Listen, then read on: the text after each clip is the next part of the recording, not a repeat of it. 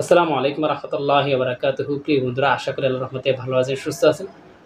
আর কোখানার পক্ষ থেকে আপনাদের সকলকে শুভেচ্ছা ও স্বাগতম।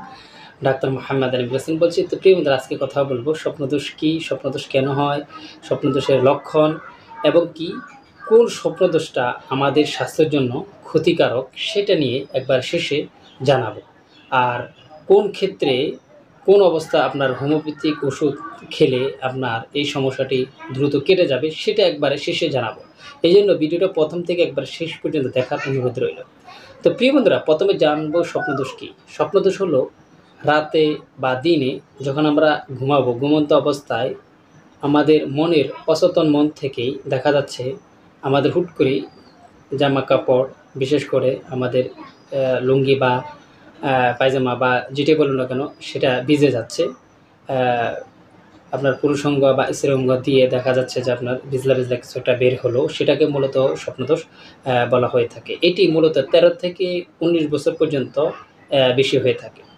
অনেকের ক্ষেত্রে দেখা যাচ্ছে অতিরিক্ত হয়, অনেকের ক্ষেত্রে দেখা যাচ্ছে সপ্তাহে একবার হয়ে থাকে।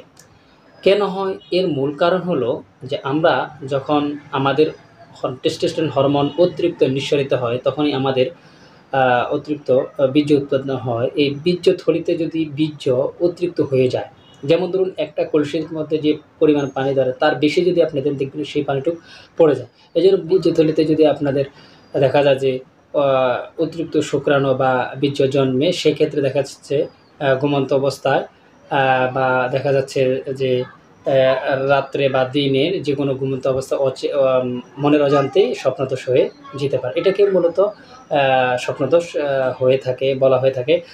তারপর কিছু বিষয় আছে, যেমন লক্ষণ আছে যে আপনার অতিরিক্ত চিন্তাভাবনা করলে দেখা যাচ্ছে ঘুমন্ত অবস্থায় স্বপ্নদোষ হয়ে যায়।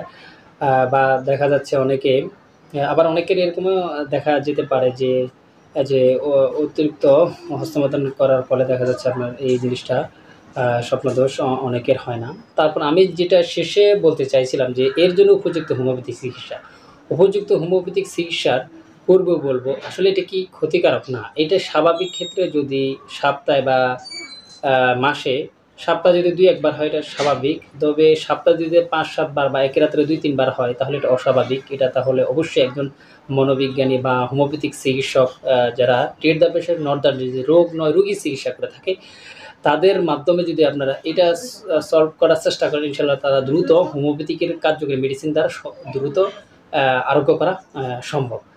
তো এটা যদি অতিরিক্ত হয় তাহলে অবশ্যই এটা বুঝে নিতে হবে যে আসলে অন্য কোনো সমস্যা রয়েছে। তবে এটা একটা স্বাভাবিক প্রক্রিয়া। এটা দেখে আপনি হুট করে হলেও আপনি দেখে ভয় পাবেন না। বিষয়টা একটা স্বাভাবিক একটা প্রক্রিয়া। তারপরে আমাদের হোমিওপ্যাথিকের কিছু মেডিসিন রয়েছে, যেমন নাক্স ভূমিকা 30 মাদার টিনচার রয়েছে। তারপরে এসিড পরস রয়েছে, চায়না মেডিসিন রয়েছে। পাশাপাশি এই মেডিসিনগুলো যদি আপনার যদি অতিরিক্ত হয়ে থাকে বা মানসিক দুশ্চিন্তার কারণ হয়ে দাঁড়ায়, যে এই সমস্যাটা প্রায় হয়ে থাকে, তাহলে অবশ্যই এই মেডিসিনগুলো যদি আপনি খেতে পারেন।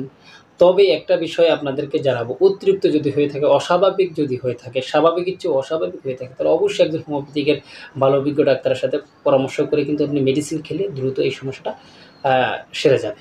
তো প্রিয় বন্ধুরা, ভালো থাকবেন, সুস্থ থাকবেন এই কামনা করে শেষ করছি। আল্লাহ হাফেজ।